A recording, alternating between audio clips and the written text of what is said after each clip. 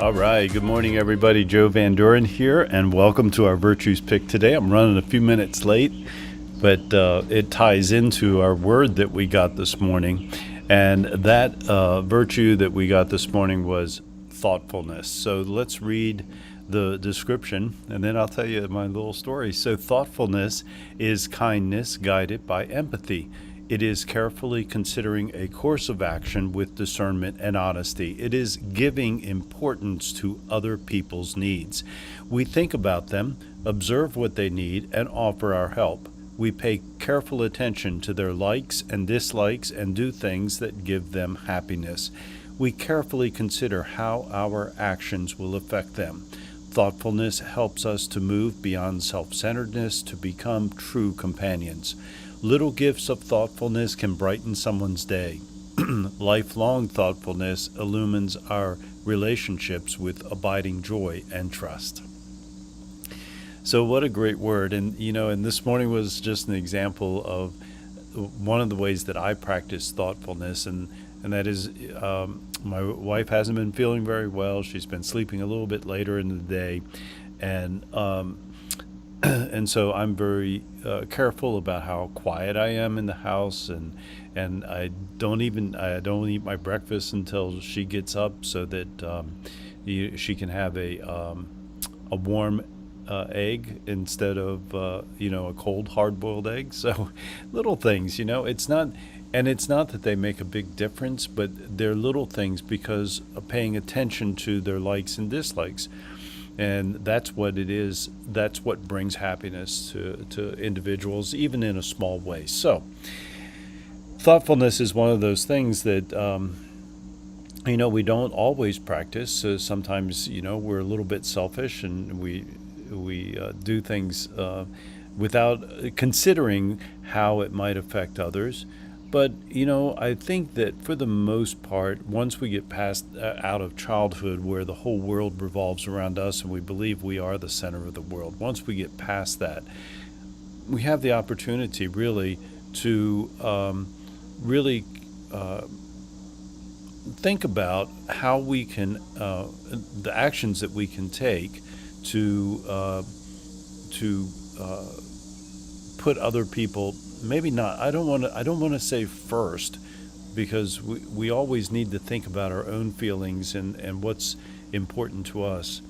But really just giving careful consideration to the effect that whatever it is, action that we're about to take, the effect that it's going to have on someone else. And it's true, and if we can practice that in little things, then we can also practice it in the bigger things. And in fact, sometimes it's very easy for people to be extremely thoughtful when there's times of trouble, when there's disasters and that sort of thing, and a little bit harder to be thoughtful in the individual day-to-day small things, especially with our family.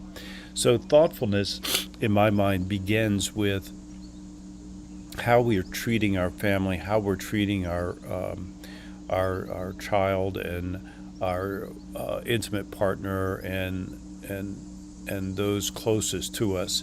Because if we're able to practice thoughtfulness in those times, we're practicing our empathy and compassion and thinking about the effects of what we say and do, really is helpful. How do we teach our children that? How do we teach our children to be thoughtful? Well, I think it begins obviously by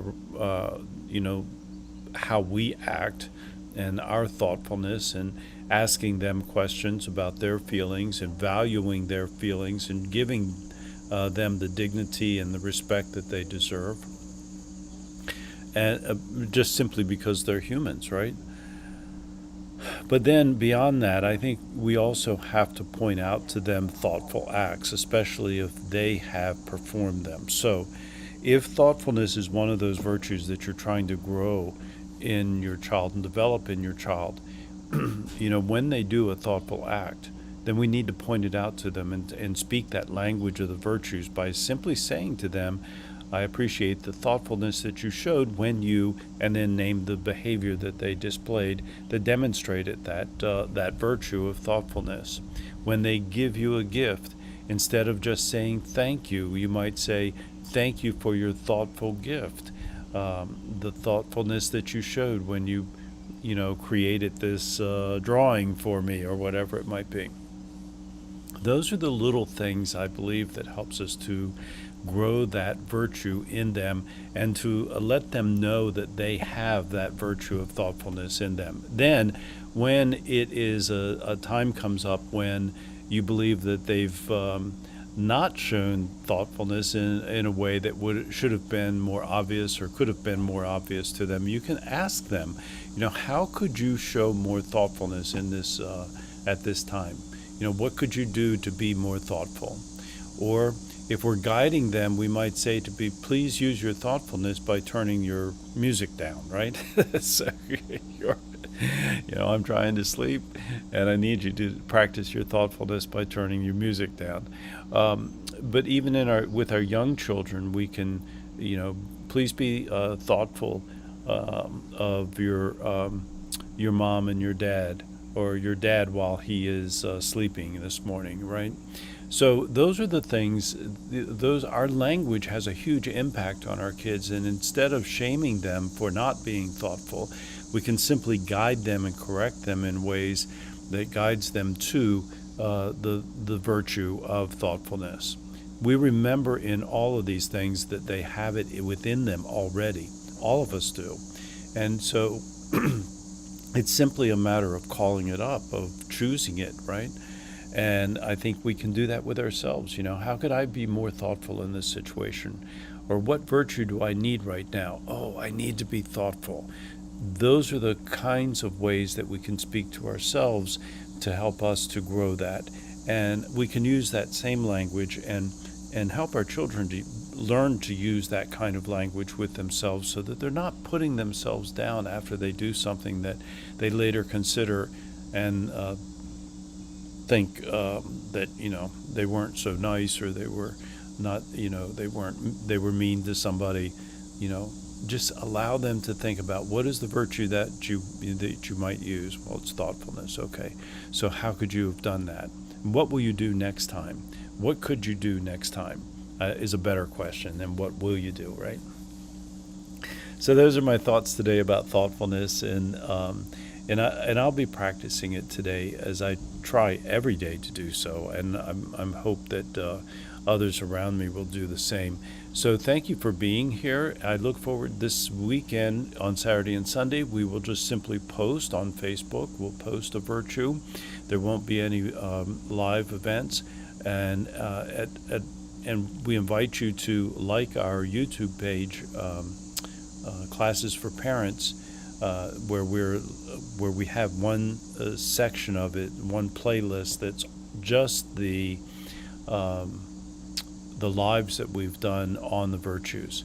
So we've just passed our first full month in this format, because we've done it on Facebook before, and everyone knows I lost my Facebook stuff, so whatever. And so now we will continue, because we like the format and it's working out well. So thank you very much for being here. And until next time, keep practicing the virtues, especially this one of thoughtfulness, with those that you love and in your community, and continue to practice the 4 C's of successful families, and that is clarity, communication, consistency, and community. So until next time, bye.